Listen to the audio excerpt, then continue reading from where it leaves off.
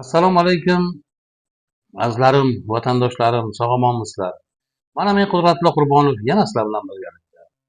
Azizlar, kecha Qudratilla Sagatovich Rafiqovga qilgan murojaatim yuzasidan kommentariyada fikrlarni o'qiyapman, qo'ng'iroqlar bo'lyapti. Men bitta fikrni o'qib bermoqchiman. Gerb almashishiga tish tirnog'imiz bilan qarshi turishimiz shart. Bo'lmasa aqllilar davlat pulini behuda sarf qilib havoga sovurishadi, deb yozibdilar. Rahmat akajon. Boringizga shukur. Haqiqatni yozibdilar. Xuddi shunday menga Farg'ona viloyati Rishton tumanidan 90 yoshli otaxonimiz telefon qildilar bugun. Gaplashdim. Yaxshigina suhbatlashdik. Men u kishidan ruxsat so'radim. Tarmoqqa chiqara olmayman deganlari uchun audio yozuvni tarmoqqa qo'yishdi. Ruxsat berdilar. Hozir mana shu audio yozuvni sizlarga havola qilaman, eshitib ko'ringizlar. Assalomu alaykum. Assalomu alaykum. Men Farg'ona oblasti Rishton rayonidan Usmonur Rahmonberdiman. Yoshim 90da. Yaxshimisiz otaxon? Kecha sizda Respublika profsoyuz nimasini raisi Rafiq nima ekanir Rafiqni qilgan deklaratsiyasida 2 kungadir bugungisini ham eshitib juda ajoyib menda tuyg'u payildi. U odamning ishi bo'lagida-yu, butun ishchi xizmatchilari tarafini olib, ularga pensiyalarni ko'paytirish, ularda ijtimoiy sohasini yaxshilash masalasi bo'ydi. Nimaga u aqli yetmagan narsaga kallasini suqadi. Shunga hayron bo'ldim-da. Endi men mana nimalarda chiqarishda qila olmayman. Kecha telefoningizni yozgan, kecha bugungi chiqishingizni ham eshitib juda ham sizdan xursand bo'ldim. Sizdaqa insonlar yurtimizda ko'paysin. O'shanaqa bir o'zini o'rnida ishlamayotgan ishchilarni yo'qotishga harakat qilish kerak. Ular davlatga tushgan pit, kalamush ular, kalamush. Kalamishdan bo'lak narsa emas. Profsoyuzli ishi ijtimoiy soha faqat ishchi xizmatchilari tarafini olib, pensiyalarni ko'tarish masalasi bo'yicha nechta odam bo'lak davlatlarga ish oqtarib ketyapti, ish o'rinlari yaratishga hukumat bilan gaplashish kerak. Nimaga burnini suqadi bo'lak ishlarga u? Bilmadim. İflas adam ekan. O'rni emas. Juda to'g'ri gapirdi. Zo'r. Uyda o'sha nevaralariga qarab o'tirsin endi ishini tashlab. Endi to'g'risi ham 80 yoshga kirgan odamdan timboli rahbarlik chiqmaydi. Chiqmaydi-da. Yoshlarimiz nechta oliy ma'lumotli qiyin garchilik bilan katta institutlarda o'qiganlar Rossiyada g'ishterib loyib kechib yuribdi axir. Bularda axir o'ylash kerak-da, inson bo'lsa u. İnsonlik tariqasidan chiqib ketgan inson ekan, inson deb bo'lmaydi uni. Rahmat sizga, rahmat. Men sizni tanimayman, lekin gapirgan gaplaringiz hammasi ayni haqiqatni o'zi. Ismingiz nima otaxon? Bizga o'xshagan qariyalarni gapirish kerak edi. Qilayotgan mana endi kecha shuncha gap so'zlardan keyin xuddi bir tovuqni oldiga, ko'jani oldiga dansib qo'yganda 0,7% pensiyalarni ko'tarish bu masalasida gapirish kerak edi u odam. O masalalarni yana o'zim aytaman o'sha odamga.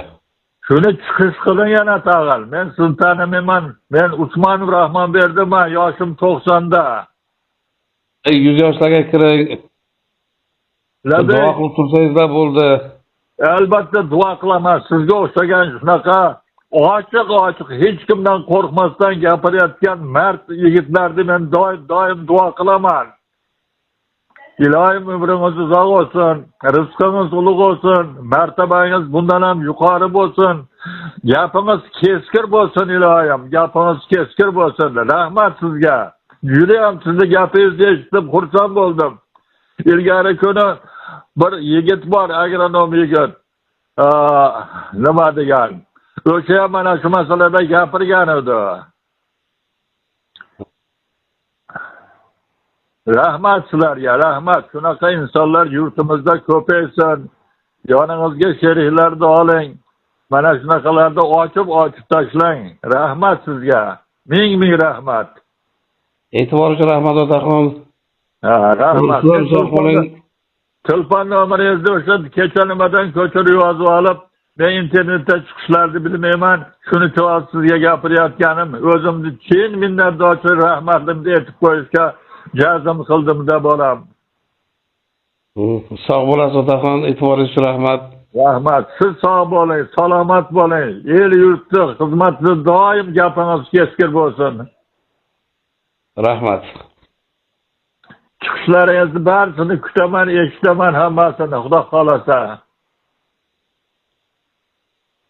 Salomat bo'ling. E'tibor uchun rahmat. Kuzatuvchilarni hurmat qilamiz. Men asosan o'zimni hurmat qilaman. Kuzatuvchilar bor, bizlar bor, jurnalistlar, blogerlar bor. Endi rahmat bolam. Ochib tashlaring, qo'rqmang. Qo'rqmayman. Bitta Xudodan qo'rqaman. Ya rahmat, kecha gapingizda men aniq bildim. Siz iymoningiz mustahkam odam ekansiz. Iymoningiz mustahkam sizda. Juda iymoningiz mustahkam. Bundan ham mustahkam bo'lsin iymoningiz. Rahmat. Bütün eshittirishlaringizni jon qulog'im bilan eshitaman, ko'raman, Xudo xolasa. Nasib yana chiqishlar qilamiz. Bugun ham chiqish bor, Xudo xolasa. Ertaga ham bor. Eshitaman.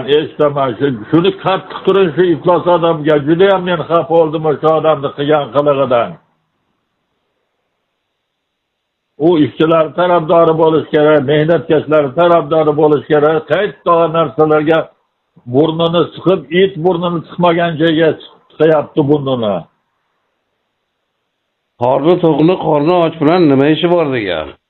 O'sha qarang. Uni funksiyasi vazifasi bo'lak edi-yu, qilaydigan ishmasi edi uni. Kamida 30-40 million oylik oladi. Ana. 8-9 million pensiya oladi. Ana, men ham shu o'shani liniyasida ishlaganmanda Profsoyuzda. Profsoyuzda vazifasi bo'lak, Profsoyuzda vazifasi bo'lak.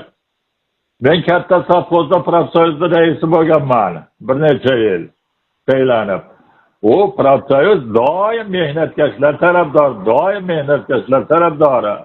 Endi vijdoni bor odam mehnatkash tomonidan yonini oladi. Sovxozda mana Kattariston sovxozida ishlab, har yili mana avgust oyida 100% brigada odamlarni Shoimardonga 3 kun dam olishga olib borardim. Qo'ylarni so'yib berib, produktlarni berib hammasini. Hozir unaqa profsoyuzlar yo'q otaxon. Endi men hammasi qog'ozda qiladi u ishini. Men 79-yildan 86-yilgacha shu Qiliston sovxozda robotkom raisi bo'lganman. Buni liniyani yaxshi tushunaman, profsoyuz liniyasini. Endi juda ham yomon odam ekan u odam. Yaxshi odam, ichi kir. O'sha odamlarga katajonga yaxshi ko'raman deb binasarar qilyapti, lekin qilgan ishi hech qanday kurashda turmaydi.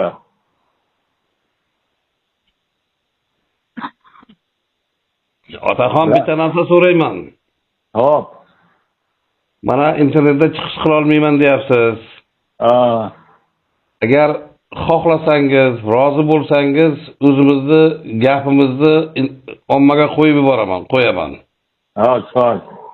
Shu senator Qudratulla Sagatovich Rafiqovga nima gapingiz bor? Meni gapim o'sha ishdan ketsin, bir yoshlarga bersin, bir profsoyuz ishini tushunaydi onga. Yoshlar ishlab juda baxtlaydi, xalq tarafdori bo'ladi. Faqat ishdan ketsin o'sha odam. Uni o'rni emas profsoyuz. Qo'yvoravering qo'rqmasdan. Profsoyuzda o'rni bo'lak odam bo'ladi. Uni o'rni emas ekan u. Hech qanday ishchi xizmatchilar tarafini oladigan gapi yo'q unda.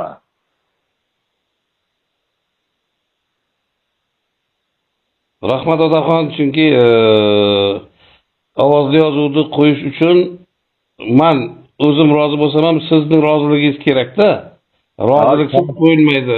Siz rozilik bersangiz, mana shu suhbatimizda shundagina men shu bugun ommaga chiqarib yuboraman, qo'yib yuboraman. Sarvaroring ishni boshlasin o'sha odam. Meni talabim shu. Ishni boshlasin, o'rnini boshlasin, yoshlarga boshlatib bersin. Meni talabim shu. Uni o'rnamas ekan. Hech qachon o'rnamas ekan. Mehnatkashlar tarafini olib, pensiyalarni ko'paytirishni, sharoitlarni yaratishni gapirmasdan qaytog'i o'ziga tegishli bo'lmagan ishlarni aralashurar ekan odam. Rahmat sizga fikringiz uchun. Sizga sog'lik, salomatlik. Sizga ham salomatlik tilayman. Mana bu ishlaringizda omadlar tilayman. Rahmat. Rahmat otaxon, charchamang. Bo'pti, rahmat.